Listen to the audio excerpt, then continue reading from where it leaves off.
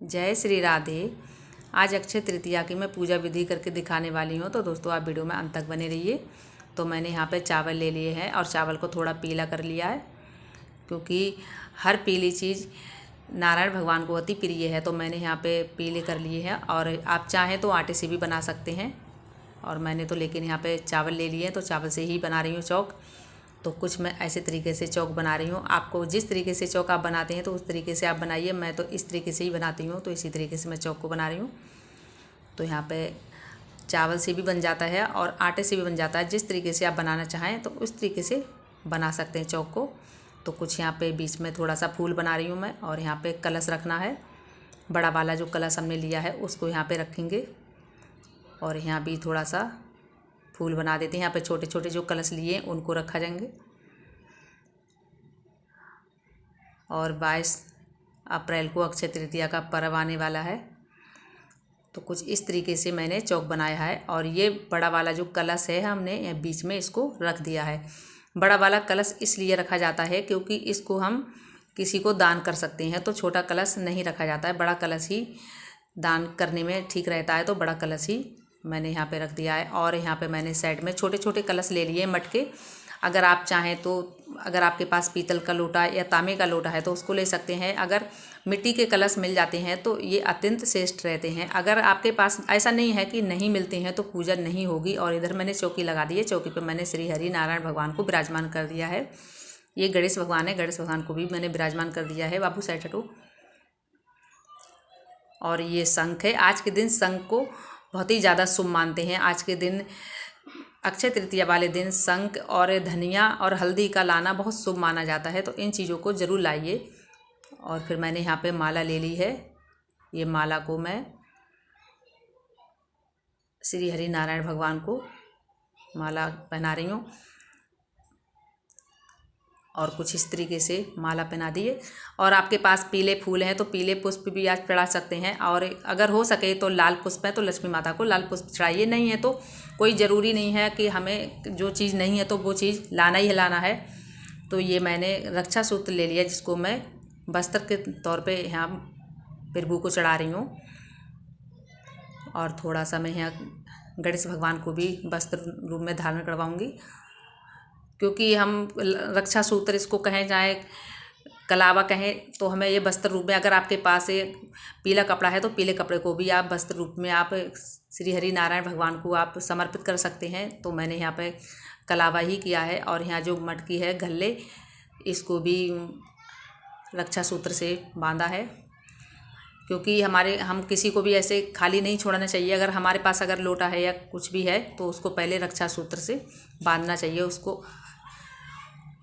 अब यहाँ पे सब में मैं थोड़ा थोड़ा रक्षा सूत्र लपेट देती हूँ।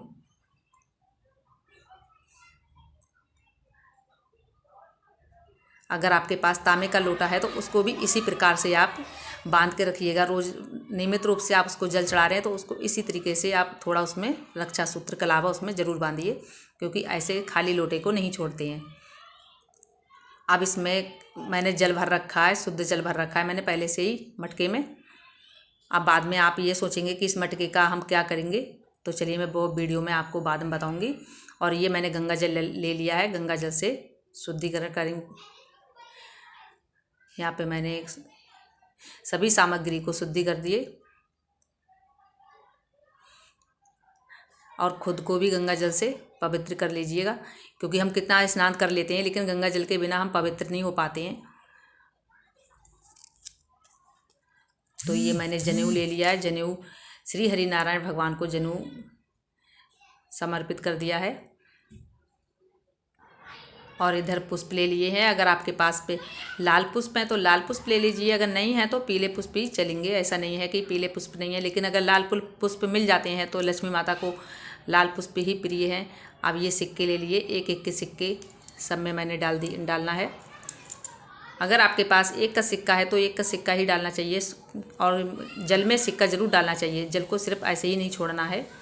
तो सब में एक सिक्का डालिए, ठीक है। समझ लीजिए, ठीक से समझ लीजिए, क्योंकि बहुत आसान तरीके से ये पूजा विधि है। और इस तरीके से ही आपको अक्षय तृतीया के दिन करना है, और ज़रूर करिएगा, क्योंकि हमें ये पूजा ज़रूर करना चाहिए।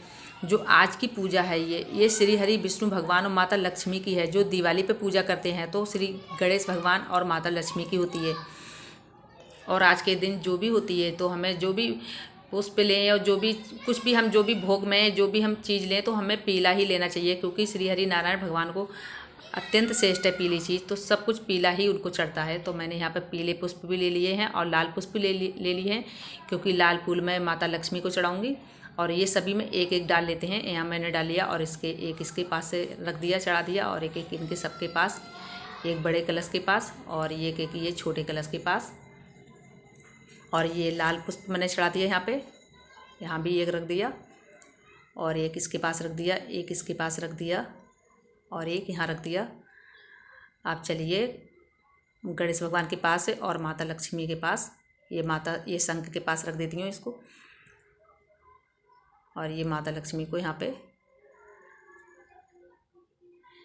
इस तरीके से सभी जगह पुष्प भी रख देते हैं। और अगर आपके पास एक कम है तो कम से भी चल जाएगा, ऐसा नहीं है। अगर कम पुष्प है तो कम से भी चल जाएगा, क्योंकि भगवान को मनाने के लिए 2 पुष्प भी बहुत होते हैं। ये चने की दाल है, क्योंकि चने की दाल अगर आपके पास नहीं है तो आप कोई दाल ले सकते हैं, अरहर की ले सकते हैं, लेकिन अगर चने की दाल है तो चने की दाल ही लें, क्योंकि श्री हरि विष्णु भगवान को चने की दाल अत्यंत प्रिय है उनको।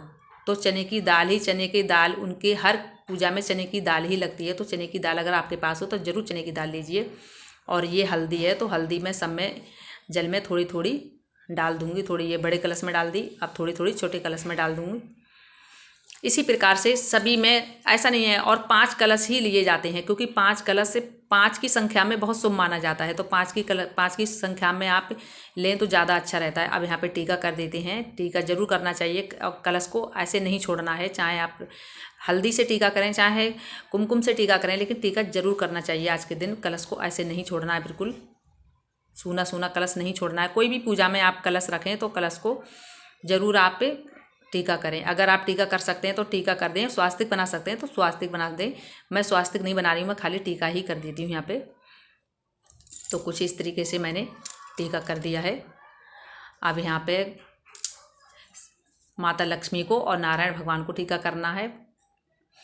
पहले हल्दी कुमकुम से थोड़ा टीका कर देती हूँ। इस प्रकार से आप टीका कर सकते हैं। और इस प्रकार से जब आपका ये पूजा विधि जब सब समाप्त हो जाए, यहाँ से जब चौकी हटाएं, तो चौकी हटाने के बाद आप कहेंगे अब ये कलश का क्या करेंगे या कलश के जल का क्या करेंगे। तो अगर आपके आसपास कोई लेने वाला है तो उसको दे दीजिए। नहीं, अगर कोई नहीं ले रहा, कुछ लोग कहते हैं कि नहीं कोई लेता ही नहीं है, तो आप अपने छत पर रख दीजिए। इसका जो जल है, चिड़िया और कौआ उसका जल पी लेंगे, क्योंकि गर्मी का मौसम है। तो वैसे भी इसमें रोज़ जल भर के और रख दीजिए, पक्षी पी लेंगे ऊपर छत पे, पशु पक्षी के लिए हो जाएगा ये। तो आप छत पे इसको उठाकर रख दीजिए। इसका जो सामान है, इसकी जो सामग्री है, अगर वो ख़राब हो जाती है तो किसी मिट्टी में दबा दीजिएगा, और जो इसके पैसे हैं दान पेटी में डाल दीजिएगा। और अगर दाल वगैरह अगर आप यूज कर सकते हैं तो रसोई में रख लीजिए, नहीं यूज करते हैं तो उसको मिट्टी में दबा दीजिएगा। इसी प्रकार से अगले दिन इसको हटा दीजिएगा। और यहाँ पे गणेश भगवान को चंदन से टीका करना चाहिए, क्योंकि गणेश भगवान को हल्दी से टीका नहीं किया जाता है। इस बात का जरूर ध्यान रखिएगा। और मैंने सभी भगवान को टीका यहाँ पे कर दिया। अब मैंने यहाँ पे दीप भी जला लिया, दीप प्रज्वलित कर लिया। अब दीप को मैंने चौकी पे रख दिया है यहाँ पे। इसी प्रकार से दीपक को चौकी पे जरूर रखना है जलाकर। और दक्षिणा एक बात जरूर ध्यान रखें, दक्षिणा जरूर समर्पित करना है। दक्षिणा को जरूर देना चाहिए। चाहे आपके पास 11 रुपये हैं तो 11 रुपये दें। और ये चांदी का सिक्का, आज के दिन चांदी का, आपके पास चांदी का अगर ला सकते हैं तो चांदी का सिक्का ले लें। कुछ भी चांदी का अगर आप ला सकते हैं तो ले लें, नहीं ला सकते हैं तो कोई ज़रूरी नहीं है। तो मेरे पास ये चांदी का सिक्का पहले से था, तो मैं उसी को, चांदी के सिक्के को, मैं यहाँ लक्ष्मी गणेश का सिक्का है तो उसी को मैं टीका कर रही हूँ। टीका जरूर करना चाहिए आज लक्ष्मी गणेश की। और यहाँ धूप दीप दिखा देते हैं। आज के दिन ऐसा नहीं है कि अगर आप नहीं खरीद पाए तो ज़रूर खरीदिए।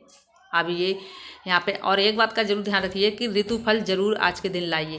केला तो श्री हरि भगवान को लगते ही हैं, केला तो उनकी हर पूजा में लगते हैं, लेकिन आज के दिन ऋतु फल जरूर लाइए, रसीले फल जरूर लाइए, क्योंकि गर्मी का मौसम है तो रसीले फल जरूर लाइए। अगर हो सके आपको ककड़ी मिले तो ककड़ी जरूर लाइएगा। मुझे तो ककड़ी मिल गई तो मैं ककड़ी ले आई। अगर ककड़ी नहीं मिलती है तो आप खीरा भी ला सकते हैं, लेकिन रसीले फल का लाना बहुत ज़्यादा शुभ माना जाता है, क्योंकि गर्मी होती है तो गर्मी में रसीले फल का लाना बहुत ज़्यादा ज़रूरी होता है। तो आप ज़रूर लाइए अगर आपके पास ये सब हो जाता है। और ध्यान रखिएगा, श्री हरि भगवान नारायण भगवान को जो भी भोग लगाएं तो तुलसी के साथ ही लगाएं। मैंने ये देखिए थाली में तुलसी रख ली है और मैंने ये मिठाई में भी तुलसी रख ली और मैंने मिठाई भी पीली ही ली है, पीले ही लड्डू लिए हैं। अगर आपके पास पीले हो सकते हैं तो पीले ही लीजिएगा, क्योंकि बर्फ़ी वगैरह जो चीज़ है वो तो बात की बात है। और अपने हाथों से उस दिन बना के अगर भोग लगाएं तो अलग बात है। मैं तो सारा कुछ रेडीमेड ही लेके आई हूँ, मैंने कुछ भी हाथ से नहीं बना पाई हूँ, तो मैंने सब रेडीमेड ही लिया है। और यहाँ पे मैंने ये कपूर ले लिया है, कपूर से आरती करूँगी मैं। जय जय नारायणी नारायणी हरि हरि, लक्ष्मी नारायणी नारायणी हरि हरि, जय जय नारायणी नारायणी हरि हरि, लक्ष्मी नारायणी नारायणी हरि हरि। तो यहाँ पे आरती तो हो चुकी है मेरी। तो इसी प्रकार से आप आज के दिन कपूर से आरती ज़रूर कीजिएगा, क्योंकि जो दीप होता है हम दीपक को यहाँ पे जला के रखते हैं, दीपक से आरती नहीं करते हैं। आरती के लिए अलग से दिया लेना पड़ता है। अगर आपके पास कपूर है तो कपूर से कर लीजिए, कपूर नहीं है तो आप अलग से दिया ले लीजिए, लेकिन वहाँ से दिया नहीं उठाइएगा, दिया वहाँ से नहीं उठाया जाता। तो इस तरीके से आप क्षमा अर्चना मांग के, और आपकी कोई भूल चूक हुई है आपसे तो आप उनसे क्षमा अर्चना मांगें, तो इसी प्रकार से आपकी पूजा संपन्न हो जाती है। सभी कलश को आप स्पर्श करके और अपने माथे से छुआइए और अपनी क्षमा अर्चना मांगिए। और आज की मेरी वीडियो यहीं तक थी, मिलूंगी अगली वीडियो में। जय जय श्री राधे, जय जय श्री राधे।